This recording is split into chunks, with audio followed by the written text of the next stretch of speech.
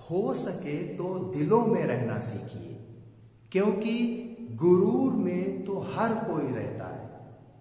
Good evening, मैं हूं भानु भदौरिया और आप देख रहे हैं अपना प्यारा चैनल कोरोना फिजिक्स। कल की क्लास में हम लोगों ने डिस्कस किया था कि एसएचएम की डिफरेंशियल इक्वेशन का सलूशन क्या है। किसी ऑब्जेक्ट को लिक्विड में डिप करके यानी डिप्रेस करके रिलीज कर दिया जाता था तो वो एसएचएम में मोशन करता है, उसके लिए टाइम पीरियड कितना होता है, ये सारी बातें कैलकुलेट की थी। ठीक है, इसके बारे में डिस्कशन हुआ था।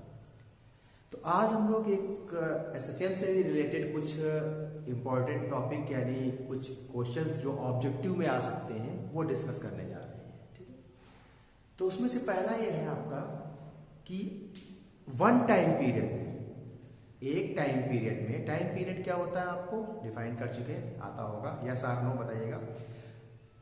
एक टाइम पीरियड में औसत काइनेटिक एनर्जी और औसत पोटेंशियल एनर्जी का मान कितना होता है ये पूछा जा सकता है, और वो मान टोटल एनर्जी के किसके बराबर होगा, टोटल एनर्जी का कितना होगा ये भी पूछा जा सकता है।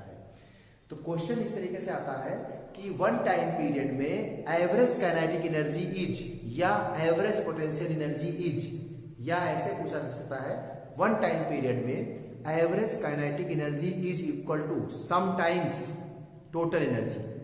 तो वो सम टाइम्स कितना होगा वो ऑप्शन में दिया हो सकता है। तो काइनेटिक एनर्जी और पोटेंशियल एनर्जी जो है वो कल हम लोगों ने सीखा था, क्या आया था फॉर्मूला, एसएचएम में अगर m मास का कोई पार्टिकल मोशन में है एसएचएम में और उसका डिस्प्लेसमेंट इक्विलिब्रियम से x है, तो काइनेटिक एनर्जी का जो फार्मूला आया था वो आया था k is equal to half m omega square और a square minus x square, right.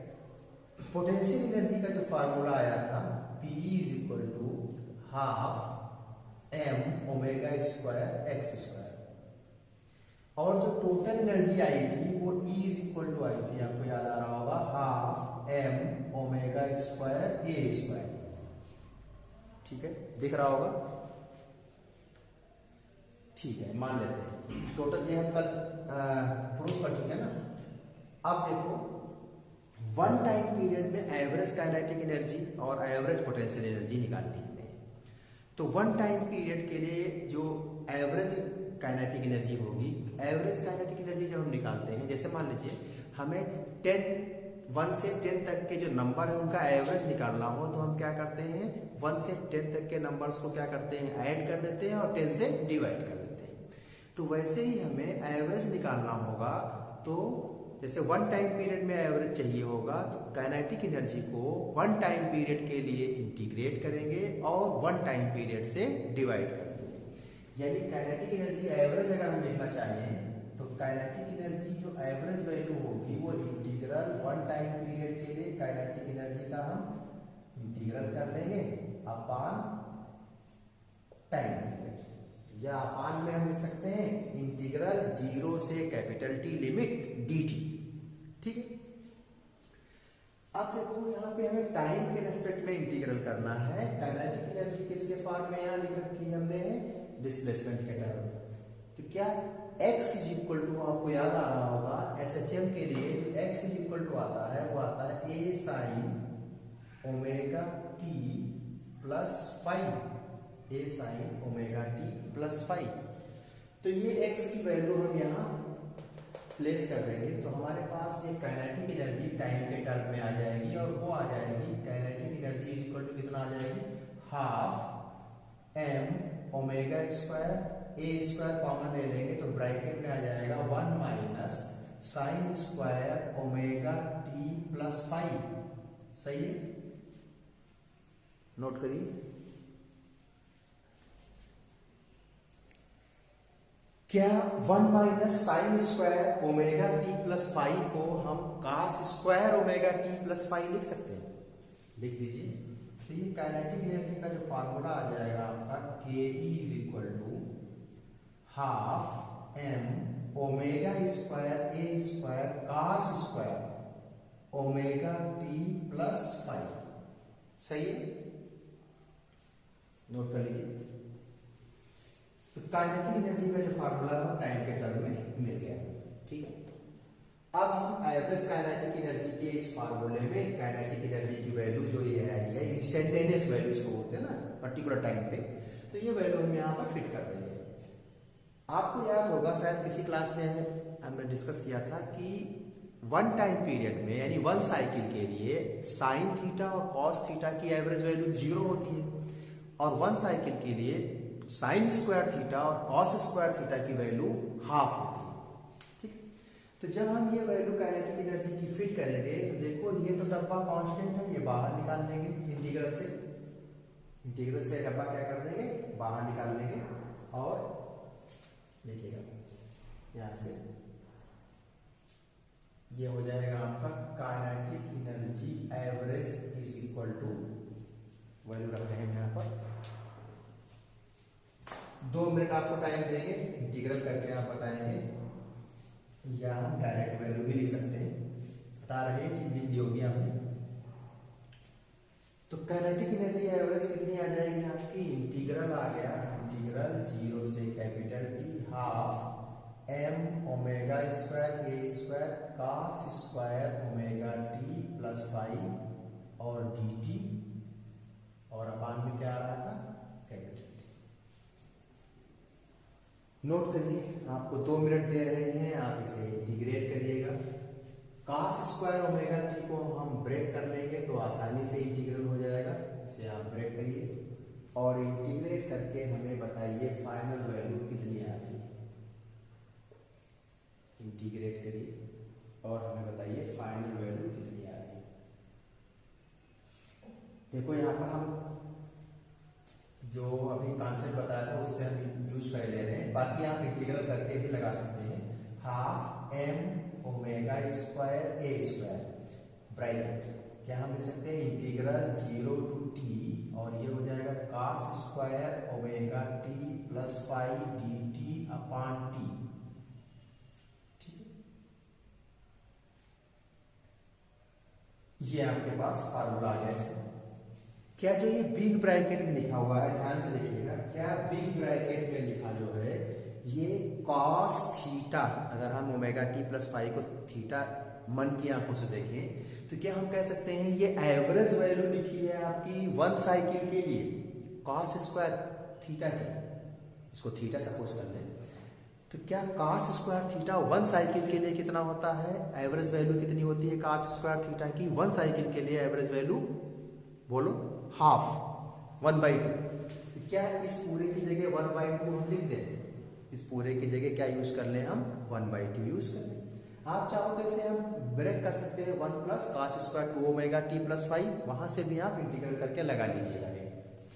लेकिन हमें पता है कि वन साइकिल में कॉस स्क्वायर थीटा और साइन स्क्वायर थीटा की एवरेज वैल्यू हाफ होती है, इसलिए हम ये कॉन्सेप्ट यूज कर ले रहे हैं। तो इसकी जगह पर क्या हम हाफ लिख दें, जब हम इसकी जगह पर हाफ लिखेंगे तो हमारे पास एवरेज काइनेटिक एनर्जी कितनी आ जाएगी, एवरेज काइनेटिक एनर्जी आ जाएगी, इसकी जगह पर हमने हाफ यूज कर लिया एवरेज वैल्यू, तो अब आपका क्या हो गया 1/4, यानी ये हमारे पास एवरेज काइनेटिक एनर्जी आ गई। यहीं पे लिख दें, दिखाई पड़ रहा होगा सर, दिख रहा होगा, राइट दिख रहा। तो क्या हम कहते हैं एवरेज काइनेटिक एनर्जी हमारे पास आ गई, kinetic energy average one time period के लिए ये आ गई 1/4 M omega square a square. तो अगर average kinetic energy one time period में आप पूछा जा रहा हो क्वेश्चन में तो ऑप्शन ही आपका सही हो जाएगा। ठीक है, अगर ये पूछा जा रहा है कि जो टोटल एनर्जी है उसके टर्म में, टोटल एनर्जी के टर्म में एवरेज एनर्जी कितनी आई, kinetic energy average kinetic energy one time period में टोटल एनर्जी के टर्म में कितनी होगी, तो क्या देखो इसको हम लिख दें 1/2 into 1/2 M omega square a square, और यही तो टोटल एनर्जी है हमारी एसएचएम में। तो क्या हम कह सकते हैं कि ये आ गई E/2, वन टाइम पीरियड में एवरेज काइनेटिक एनर्जी हमारे पास आ गई 1/2 इंटू टोटल एनर्जी, या हम कह सकते हैं टोटल एनर्जी की आधी। ठीक है, अब पोटेंशियल एनर्जी भी हम निकाल रहे हैं एवरेज वन टाइम पीरियड में। वन टाइम पीरियड में पोटेंशियल एनर्जी निकाल रहे हैं एवरेज। ठीक है, नोट कर लिया होगा, जल्दी से नोट करो, नोट कर लीजिए, नोट कर लिया होगा। ठीक, अब देखो अगर हम एवरेज पोटेंशियल एनर्जी निकालें वन टाइम पीरियड में, तो यहां पर देखो क्या करना होगा हमें। पोटेंशियल एनर्जी का फार्मूला क्या था, half m omega square x square. चूंकि हमें वन टाइम पीरियड में निकालनी है, इसलिए x की वैल्यू हमें टाइम के टर्म में यानी x is equal to a sine omega t plus five रखनी होगी। तो हम यहाँ पे रखते हैं half m omega square a square sine square omega t plus five. ठीक है, अब हम एवरेज पोटेंशियल एनर्जी की बात करें वन टाइम पीरियड में, तो क्या हम लिख दें PE average is equal to one time period के लिए पोटेंशियल एनर्जी का इंटीग्रल कर लेंगे और वन टाइम पीरियड से डिवाइड कर देंगे। ये वैल्यू उठा के हम यहाँ रख रहे हैं। रखने पर जो हमें मिलेगा वो PE average is equal to, जो कांस्टेंट है वो हम बाहर निकाले ले रहे हैं, half m omega square a square, और यहाँ बच गया इंटीग्रल 0 से t sine square omega t plus five और dt अपॉन टी। तो क्या ये एक टाइम पीरियड के लिए एवरेज वैल्यू हो गई sign square omega t plus five की? तो वन टाइम पीरियड के लिए साइन स्क्वायर थीटा की एवरेज वैल्यू कितनी होती है, हाफ। तो इसकी जगह हम हाफ रख लेंगे, यानी ये हमारे पास आ गई 1/2 into 1/2 M omega square a square, और ये क्या है आपकी टोटल एनर्जी है एसएचएम की। तो एवरेज पोटेंशियल एनर्जी भी क्या आ गई, टोटल एनर्जी की आधी। कितनी, टोटल एनर्जी की आधी। नोट कर लीजिए,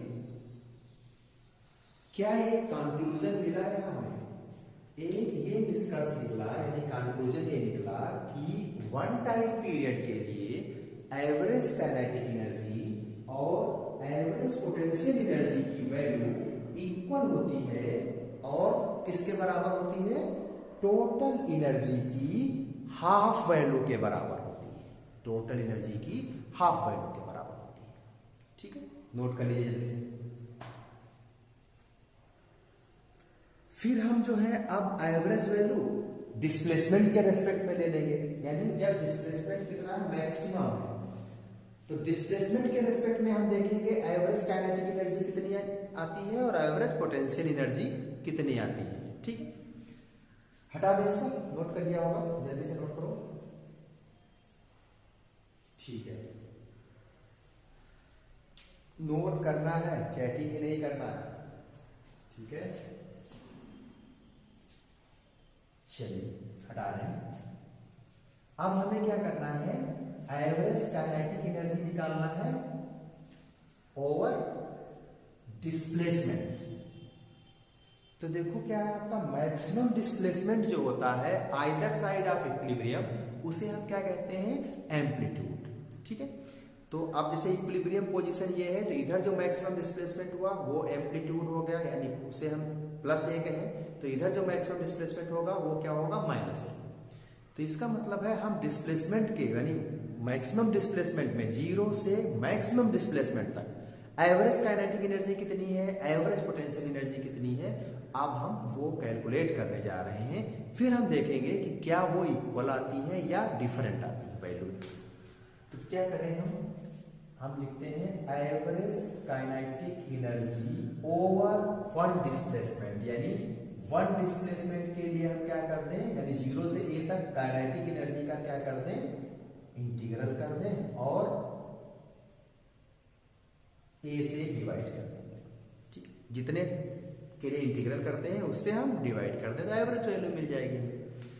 क्या इसमें जो है हम इंटीग्रल किसके रेस्पेक्ट में, x के रेस्पेक्ट में, यानी काइनेटिक एनर्जी की जो वैल्यू होगी वो हम रखेंगे इन टर्म्स ऑफ x, और x के टर्म में काइनेटिक एनर्जी की वैल्यू आपको याद आ गई, वो होती है half m omega square bracket में a square minus x square dx upon a। देखो इसको इंटीग्रल कर सकते हैं आसानी से, यानी हम लिख सकते हैं m ओमेगा स्क्वायर अपॉन 2 ये बाहर कर लें और इंटीग्रल 0 से ए स्क्वायर dx माइनस इंटीग्रल 0 से ए एक्स स्क्वायर dx। सही है, चेक कर लीजिए। ये तो ऊपर का पार्ट है, नोट कर लीजिए इतना। सही लिखा ना हमने, इंटीग्रल हमने स्प्लिट कर लिया, दोनों पे अलग अलग अप्लाई कर दिया, आसानी से दिखेगा आपको। आप देखो क्या ये ए स्क्वायर कॉन्स्टेंट है, बाहर आ जाएगा। इंटीग्रल dx क्या हो जाएगा, x। इंटीग्रल dx हो जाएगा x और लिमिट भरोगे a माइनस 0 तो यानी a रहेगा, बाहर a स्क्वायर था तो क्या हम कह दें, यहां पर हो गया a क्यूब माइनस, ठीक है। यहां कितना होगा देखो, x क्यूब अपान 3, एक्स स्क्वायर का इंटीग्रल कितना हो जाएगा, x क्यूब अपान 3। लिमिट भरोगे 0 से a यानी a minus 0 upper limit minus lower limit, तो हमें बचेगा कितना, a क्यूब अपान 3। बाहर तो यही जो लिखा है यही लिखा रहेगा, यानी ये डब्बा बाहर रहेगा, डब्बे को पहचानिए, ठीक है। तो ये डब्बा बाहर रहेगा। अब ओवरऑल वैल्यू बताइए सॉल्व करके क्या आ गई, ये 3a cube minus a cube अपान 3 यानी 2a क्यूब अपान 3। ये जो बड़का डब्बा है, ये बड़का डब्बा कितना बता रहा है, 2a क्यूब अपान 3 वैल्यू प्रोवाइड करेगा, और बाहर कितना है आपके पास, ठीक है। तो यहां पर हम लिख रहे हैं ये कितना हो जाएगा, देखो यहीं पे लिखना है इसको हटा करके, यानी ये वैल्यू मिल गई हमें, यहीं पे लिख दे रहे हैं, इनटू में इसके आ जाएगा 2a क्यूब अपान 3। 2 से ये 2 मर गया, a से एक a मर जाएगा, यानी ये आ जाएगा आपका m omega square a square upon 3, यानी average kinetic energy over displacement, ठीक है। कितनी आ गई आपकी, यानी 1 एम्पलीट्यूड के, यानी डिस्प्लेसमेंट जब मैक्सिमम है यानी 0 से a तक है, तो एवरेज काइनेटिक एनर्जी कितनी आएगी, 1/3 m omega square a square. क्या इसको देखो टोटल एनर्जी जो होती है half m omega square a square, उसके टर्म में लिख सकते हैं। अगर हम 2 से डिवाइड 2 से मल्टीप्लाई कर रहे हैं तो डिवाइड वाला 2 क्या हो गया, हाफ हो गया, यानी इसको हम लिख सकते हैं 2/3 into half m omega square a square, right. क्या ये half m omega square a square capital E है, टोटल एनर्जी है एसएचएम की, यानी इस केस में average kinetic energy total energy का 2/3 आई, टोटल एनर्जी का कितना, 2/3 आई, ठीक है। नोट कर लीजिए, फिर एवरेज पोटेंशियल एनर्जी निकालते हैं, जल्दी से नोट करिए, ठीक है। नोट कर लिया होगा, सीरियसली पढ़ना है, ठीक है।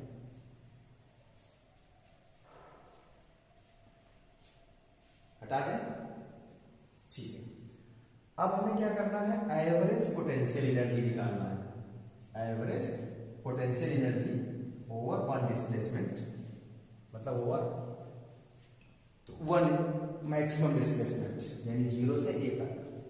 तो पोटेंशियल एनर्जी का फार्मूला लिखेंगे एवरेज, तो P कर दें यहाँ पर पोटेंशियल एनर्जी की वैल्यू रख लेंगे किसके टर्म में, डिस्टेंस के टर्म में, और वो क्या होती है आपकी इंटीग्रल 0 से half m omega square x square dx और अपान में a। तो क्या देखो यहाँ पर मिल जाएगा m ओमेगा स्क्वायर अपान 2, ये बाहर हो गया, integral x square dx limit 0 से a, सही चल रहा है। x स्क्वायर का इंटीग्रल क्या हो गया, x क्यूब अपान 3, लिमिट भर देंगे तो हो जाएगा a क्यूब अपान 3, राइट। तो ये हो जाएगा आपका m omega square upon 2a into यहां पर मिला a क्यूब अपान 3, सही है। क्या इसको हम ऐसे लिख दें, इज इक्वल टू मिल गया आपका 1/3 into half m omega square a square, एक यहां से मर जाएगा, a स्क्वायर बचेगा, सही है। यस आर नो, जल्दी से कमेंट मारिए, ठीक है। तो ये देखो क्या ये टोटल एनर्जी दिख रही है, यानी ये हो गई कैपिटल E, यानी इस बार आपका जो आ गया है वो 1/3 ऑफ टोटल एनर्जी, यानी एवरेज काइनेटिक एनर्जी आई थी ओवर 1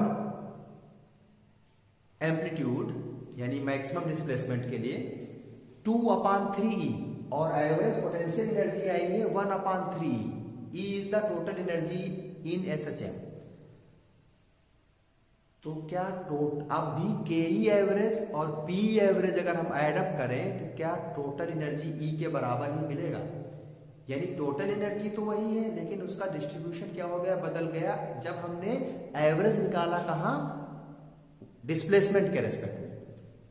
और जब टाइम के रेस्पेक्ट में एवरेज था तो 1 टाइम पीरियड में क्या होती थी, इक्वल आती थी। हाँ, एवरेज काइनेटिक एनर्जी और एवरेज पोटेंशियल एनर्जी बराबर आई थी, और 1 मैक्सिमम डिस्प्लेसमेंट में दोनों की एवरेज वैल्यू अलग अलग आई, लेकिन उनका जो सम है वो अब भी वही है जो होता है, कितना, 12m ओमेगा² A² या कैपिटल E।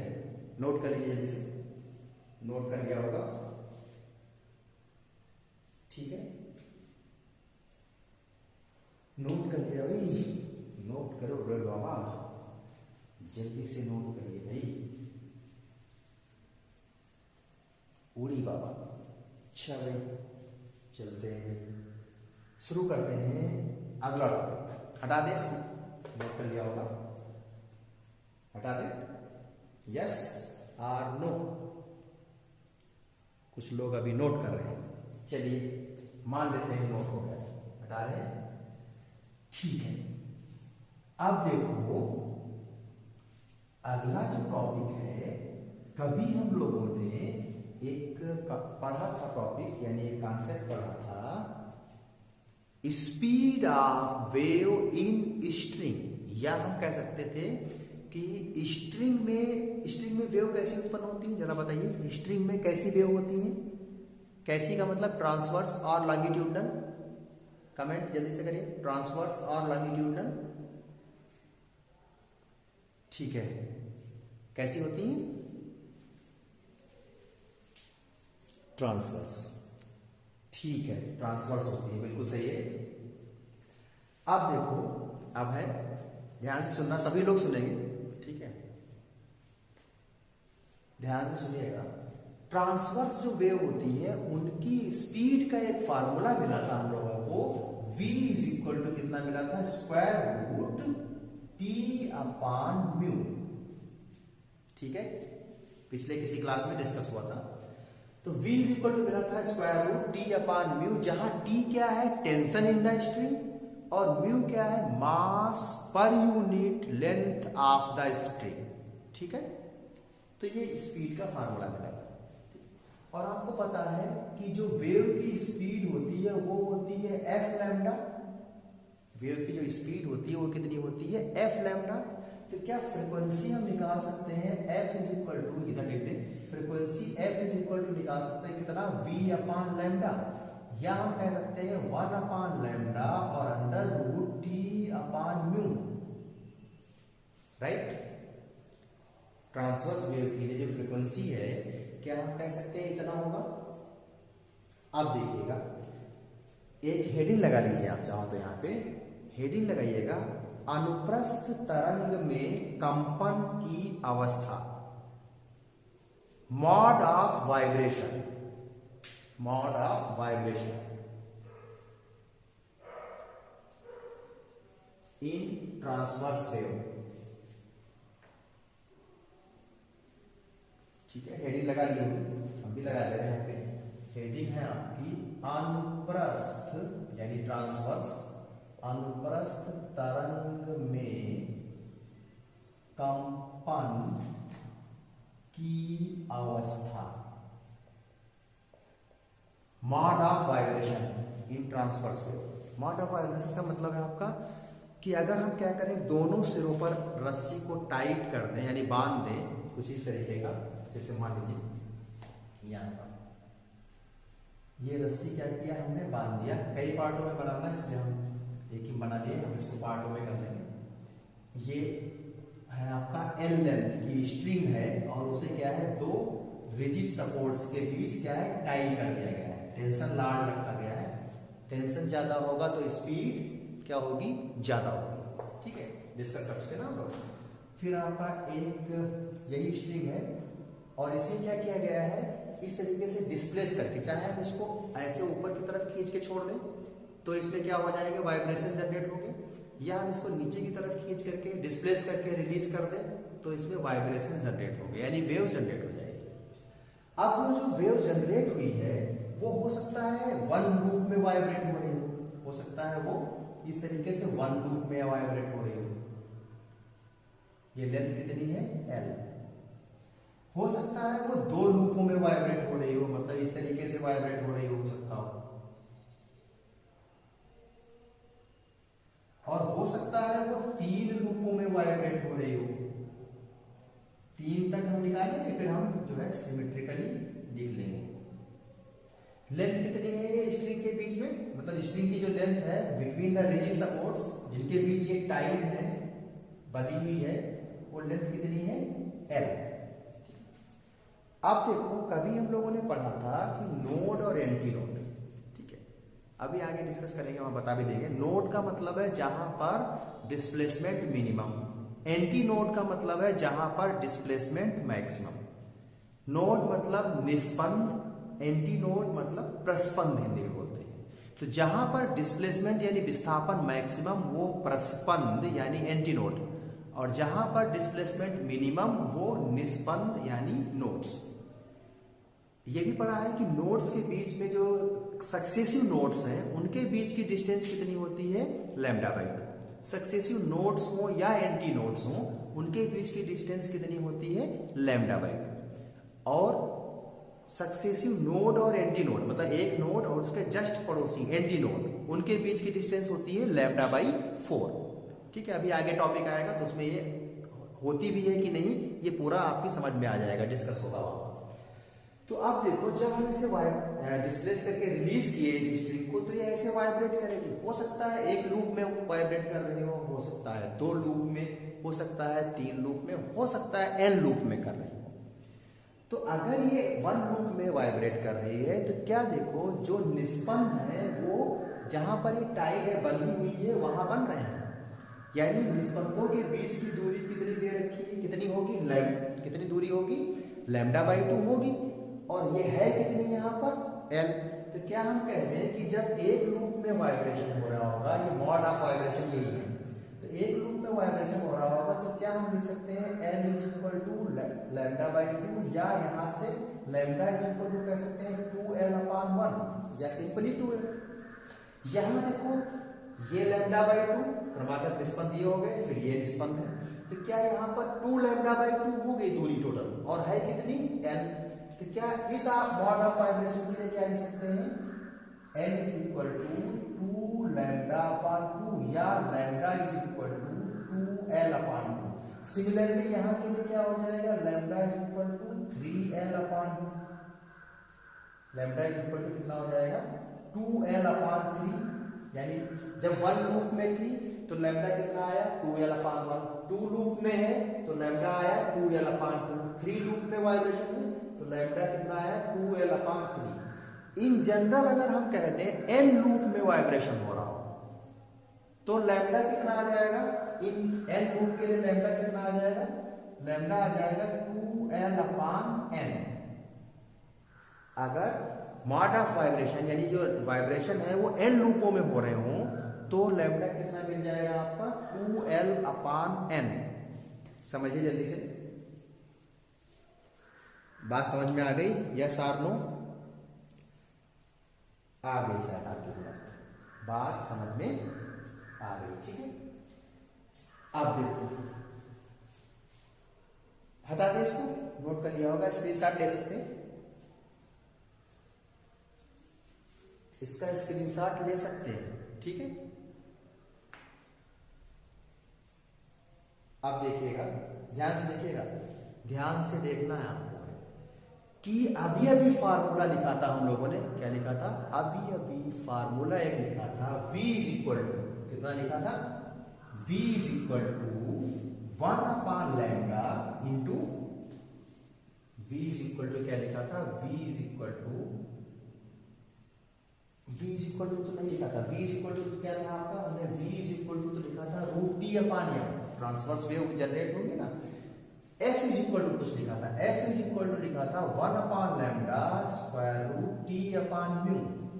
तो अगर n लूप है यानी मॉड ऑफ वाइब्रेशन में n लूप है तो कितना हो जाएगा f इज इक्वल टू कितना हो जाएगा 1 अपान लैम्डा के लिए क्या रखोगे n लूप में 2l अपान n और इनटू में t अपान म्यू, या हम कह दें f is equal to n upon 2l under root t upon mu, t upon mu. ये आ गया जनरल फार्मूला आ गया, किसी भी मॉड में फ्रीक्वेंसी कितनी होगी उसके लिए फार्मूला आ गया। अगर आपका जो वाइब्रेशन है वो 1 लूप में हो रहा होगा तो n कितना रख देंगे 1, यानी n जो है यहाँ पर n इज इक्वल टू कितना 1 2 3 4 dot dot, n is equal to कितना 1 2 3 4 डॉट डॉट, कुछ भी हो सकता 1 से स्टार्ट करके, ठीक। ये आ गया फ्रीक्वेंसी का फार्मूला, ठीक है। अब देखो अगर n इज इक्वल टू 1 है, n इज इक्वल टू 1 है तो इसे हम बोलते हैं आपका फंडामेंटल फ्रीक्वेंसी। फ्रीक्वेंसी को क्या बोलते हैं हम, फंडामेंटल फ्रीक्वेंसी, ठीक है।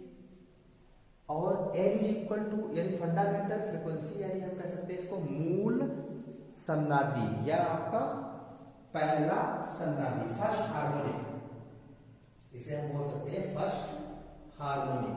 n इज इक्वल टू जब 1 है तो हम इसे बोलेंगे फर्स्ट हार्मोनिक की फ्रीक्वेंसी है, ठीक है। मूल आवृत्ति से कहेंगे जो है वाइब्रेशन की फंडामेंटल फ्रीक्वेंसी, या हम इसे कह सकते हैं पहला सन्नादी, फर्स्ट हार्मोनिक। क्या बोल सकते हैं, फर्स्ट हार्मोनिक। जब n इज इक्वल टू 1 तो इसे हम बोलते हैं आपकी कंपन की मूल आवृत्ति या फंडामेंटल फ्रीक्वेंसी, या हम कहेंगे फर्स्ट हार्मोनिक। जब n इज इक्वल टू 2 होगा, n इज इक्वल टू 2 होगा तो ये सेकेंड हार्मोनिक की फ्रीक्वेंसी होगी, और सेकेंड हार्मोनिक इसे बोलेंगे या फर्स्ट ओवरटोन बोलेंगे, फर्स्ट ओवरटोन, पहला आधिस्वरक। दूसरा सन्नादी होगा n इज इक्वल टू 2 रखने पर, और पहला आधिस्वरक यानी n इज इक्वल टू 2 रखोगे तो सेकेंड हार्मोनिक कहेंगे, दूसरा सन्नादी और पहला आधिस्वरक यानी first overtone. n is equal to अगर हम 4 रखेंगे तो ये चौथा सन्नादी होगा, फोर्थ हार्मोनिक हो जाएगा, और थर्ड ओवरटोन हो जाएगा यानी तीसरा आधिस्वरक। तो आधिस्वरक हमेशा सन्नादी से कम होगा, यानी ओवरटोन की संख्या हमेशा हार्मोनिक की संख्या से क्या होगी, एक कम होगी। जैसे मान लीजिए आपसे कहा जाए 50वां हार्मोनिक, 50वां सन्नादी, तो ओवरटोन कौन सा होगा, 49वां यानी 49। मान लो आपसे कह दिया जाए कि 201 सन्नादी, 201 सन्नादी यानी 201 हार्मोनिक, तो ओवरटोन कौन सा होगा, कमेंट करके बताइए ओवरटोन कौन सा होगा। 201 सन्नादी है तो आधिस्वरक कौन सा होगा, 201 हार्मोनिक है तो ओवरटोन का नंबर क्या होगा, 200, बिल्कुल सही 200, ठीक है। नोट कर लीजिए इसे, नोट कर लिया होगा, जल्दी से नोट कर लीजिए, नोट कर लीजिए जल्दी से, ठीक है। आप देखिए अब जो ये तरंगे हैं इनका परावर्तन, इनका जो है जब भी किसी बाउंड्री पर इंसिडेंट होगी तो वहां से इनका क्या होगा, परावर्तन होगा। तो उसके बारे में कुछ पढ़ते हैं, जल्दी से नोट करिए इसे। मान लेते हैं नोट कर लिया आपने, 30 सेकेंड आपको दे रहे, नोट करिए जल्दी से, 30 सेकेंड के अंदर फटाफट नोट करिए। विरल आज नहीं बोल रहे हैं कुछ, ठीक है, अच्छी बात है, पढ़ाई में मन लगाइए। मीना जी का रिट्रैक्टेड हो जाता है, ठीक है, अच्छी बात है, पढ़ाई की बातें केवल करनी है, ठीक है। अब देखो एक नेक्स्ट आपकी हेडिंग है, हमने बोला कि तरंगे जब इंसिडेंट होंगी किसी बाउंड्री पर तो वहां से वो रिफ्लेक्ट होंगी। रिफ्लेक्शन में जो है वो जो वेव्स रिफ्लेक्ट हो रही है उसका कुछ फेज चेंज हो जाएगा। वो डिपेंड करेगा कि जो बाउंड्री जहां से तरंग रिफ्लेक्ट हुई है वो कैसी है। कैसी का मतलब दृढ़ सीमा है या मुक्त सीमा है, यानी रिजिड बाउंड्री है या फ्री बाउंड्री है। तो आप एक हेडिंग लगा सकते हैं, तरंगों के परावर्तन में कालांतर, phase change in reflection of waves, phase change in reflection of waves. ठीक है, तो मान लेते हैं कोई एक बाउंड्री है, हेडिंग लगा ली होगी ना, phase change in reflection of waves या तरंगों के परावर्तन में कालांतर। ये x इज इक्वल टू 0 पर कोई बाउंड्री है और इस पर कोई एक वेव आ रही है निगेटिव x डायरेक्शन से। इस तरीके से कोई वेव निगेटिव x डायरेक्शन से आती हुई इस पर इंसिडेंट हुई। निगेटिव x डायरेक्शन से जो वेव आ रही है तो उसके लिए हम इक्वेशन क्या लिखेंगे, निगेटिव x डायरेक्शन से आ रही है, इसका मतलब है कि जो t और x के कोफिशिएंट होंगे वो सेम साइन के होंगे। ठीक है, बता चुके ना आपको। तो इसके लिए हम इक्वेशन लिखेंगे, अगर हम कहें डिस्प्लेसमेंट की इक्वेशन तो y1 इज इक्वल टू लिखेंगे a sine omega t plus k x, right, omega t plus k x. ये इधर से आ रही है निगेटिव एक्स डायरेक्शन से। जब ये यहां टकराएगी तो ये वापस यहां से होगी, इस तरीके से मान लेते हैं। ठीक है, कैसे होगी वो अभी पता चलेगा। ये वापस आ रही वेव जो है ऐसे आएगी या हो सकता है उसी पाथ पर वापस आए, वो डिपेंड करेगा कि ये जो बाउंड्री है x इज इक्वल टू 0 पर ये कैसी है। तो अब जो ये वापस आ रही वेव है, चाहे उसी पाथ पर वापस आए चाहे इस तरीके से पाथ पर वापस आए, तो ये वापस जो वेव आ रही है क्या ये पॉजिटिव x डायरेक्शन से आती हुई दिखाई देगी? हम पॉजिटिव x डायरेक्शन से आती हुई दिखाई देगी। तो इसके लिए जो डिस्प्लेसमेंट इक्वेशन होगी उसमें t और x के कोफिशिएंट अपोजिट साइन के होने चाहिए। तो इसके लिए जो डिस्प्लेसमेंट इक्वेशन लिखे हैं, अगर उसे y2 कह दें तो क्या वो y2 इज इक्वल टू कितनी हो जाएगी? y2 इज इक्वल टू हो जाएगा a sine omega t minus k x. सही है? Yes or no? जो लोग सीख चुके हैं वो बोलेंगे, जो केवल बीसी करते हैं वो नहीं बोलेंगे। ठीक है, चलिए नोट करते हैं। क्या ये आपका जब ये रिफ्लेक्टेड वेव आएगी तो क्या ये इंसिडेंट और रिफ्लेक्टेड वेव सुपर इंपोज होंगी? देखिए, जब भी more than one wave medium में प्रोपोगेट होती है तो एक इवेंट होती है जिसे कहा जाता है सुपरपोजिशन। तो ये भी क्या होगी? सुपर इंपोज होगी। अब ये सुपर इंपोज होगी तो सुपर इंपोज होने पर जो रिजल्टेंट डिस्प्लेसमेंट होगा वो क्या होगा? y is equal to y1 plus y2। तो रिजल्टेंट डिस्प्लेसमेंट हम लिखते हैं, रिजल्टेंट डिस्प्लेसमेंट लिखते हैं, क्या होगा? y इज इक्वल टू हो जाएगा y1 plus y2। y1 y2 आप नोट कर चुके हैं। तो y इज इक्वल टू हो गया आपका y1 प्लस y2, यानी y1 कितना था? a sine omega t plus k x और y2 था a sine omega t minus k x, right. अगर हम कह दें, क्या कह दें कि जो x इज इक्वल टू 0 पर, x इज इक्वल टू 0 पर जो बाउंड्री है वो रिजिड है, दृढ़ है, तो वहां पर पार्टिकल का डिस्प्लेसमेंट क्या होगा? 0। यानी अगर x इज इक्वल टू 0 पर जो बाउंड्री है वो रिजिड है, यानी रिजिड बाउंड्री है, तो वहां पर क्या होगा? पार्टिकल का डिस्प्लेसमेंट क्या होगा? 0। तो ये डिस्प्लेसमेंट यहाँ 0 रख देते हैं, यहाँ 0 रख देते हैं। तो जब हम 0 रखेंगे डिस्प्लेसमेंट इज इक्वल टू 0, कब? जब x इज इक्वल टू 0 है, तो ये बन जाएगा a sine omega t plus a sine omega t। एक चीज और देखिएगा, जब रिफ्लेक्ट हुई है वेव तो हम मान ले फेज में चेंज कितना हो गया है? पाई का।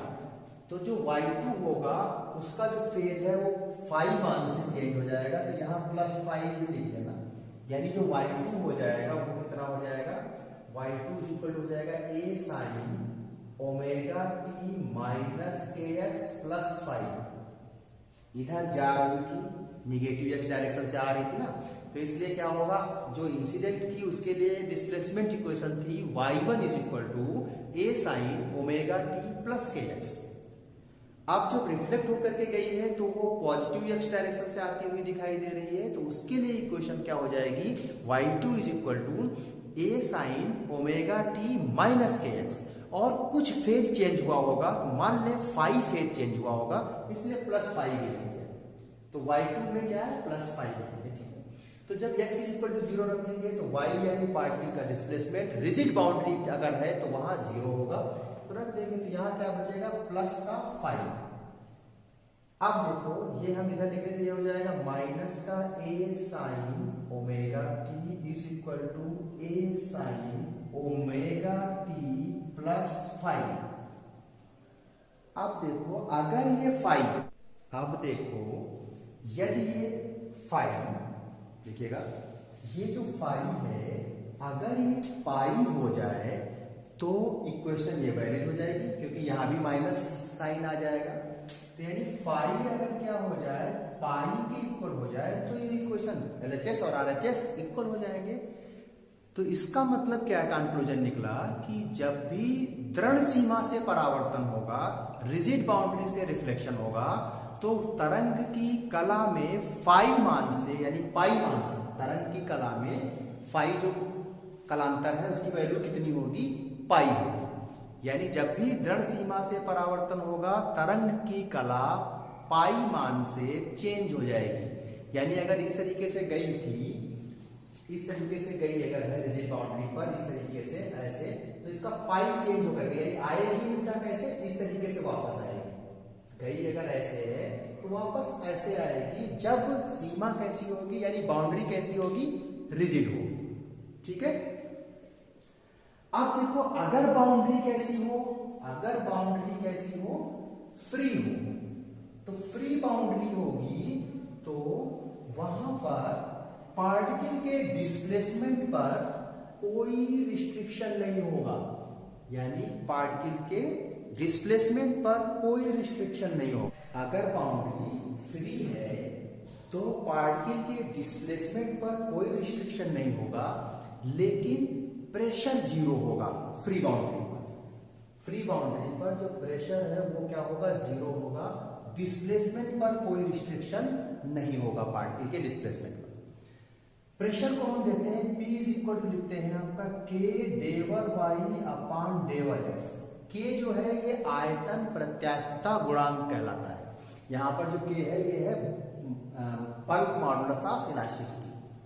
ये भी एक्सप्रेशन प्रूफ करना है, आगे करेंगे हम लोग। तो प्रेशर 0 है, इसका मतलब क्या हम कह सकते हैं, फ्री बाउंड्री के लिए डेवर y अपान डेवर x 0 होगा। फ्री बाउंड्री के लिए डेवर y अपान डेवर x 0 होगा। तो फ्री बाउंड्री के लिए डेवर y अपान डेवर x हम क्या करते हैं, 0 करते हैं, क्योंकि प्रेशर क्या है, 0 है फ्री बाउंड्री में, कोई रिस्ट्रिक्शन डिस्प्लेसमेंट पर नहीं है। तो आप देखो क्या करें, y इक्वल टू क्या था आपका, यानी जो इंसिडेंट वेव थी और जो रिफ्लेक्टेड वेव थी उनके सुपरपोजिशन के कारण रिजल्टेंट जो डिस्प्लेसमेंट की इक्वेशन आई थी वो थी आपके पास कितनी, a sine omega t plus kx plus a sine omega t minus kx plus 5 क्या था आपका, रिफ्लेक्शन के कारण जो फेज चेंज हुआ था। अब इसको x के रेस्पेक्ट में डिफरेंशिएट करते हैं, यानी डेवर y अपान डेवर x कितना हो जाएगा आपका, ये हो जाएगा आपका कितना, a cos omega t plus kx minus, और k बाहर आ जाएगा, x के रेस्पेक्ट में कर रहे हैं, माइनस का हो जाएगा आपका k a cos omega t minus kx plus 5। सही है, x के रेस्पेक्ट में करेंगे, साइन का क्या हो जाएगा cos, और x के रेस्पेक्ट में कर रहे हैं तो अंदर जाके x का भी करना होगा, तो x का कोफिशिएंट जो है आपका बाहर आ जाएगा, और x का क्या हो जाएगा आपका 1, प्लस है तो 1, माइनस है तो माइनस है, इसलिए माइनस यहाँ आ गया। अब हम क्या करेंगे, जब x इज इक्वल टू 0 है तो प्रेशर 0 है, यानी डेवर y अपॉन डेवर x क्या होगा, 0। तो यहाँ 0 रखें तो देखो हमारे पास क्या इक्वेशन आ जाएगी, 0 इज इक्वल टू के ए cos ओमेगा टी माइनस के ए cos ओमेगा टी प्लस 5, के ए cos ओमेगा टी माइनस के ए cos ओमेगा टी प्लस 5। या देखो यहां से हम कह दें अगर फाई 0 हो जाए, अगर फाई 0 हो जाए तो क्या हम कह देंगे, ये दोनों बराबर हो जाएंगे, यानी हमारे पास आ जाएगा माइनस का k cos omega t is equal to minus k cos omega t plus 5। ये इक्वेशन वैलिड रहेगी अगर फाई 0 हो जाए, अगर फाई 0 हो। तो इसका मतलब है कि अगर रिफ्लेक्शन फ्री बाउंड्री से होगा तो वेव की फेज में चेंज कितना होगा, 0।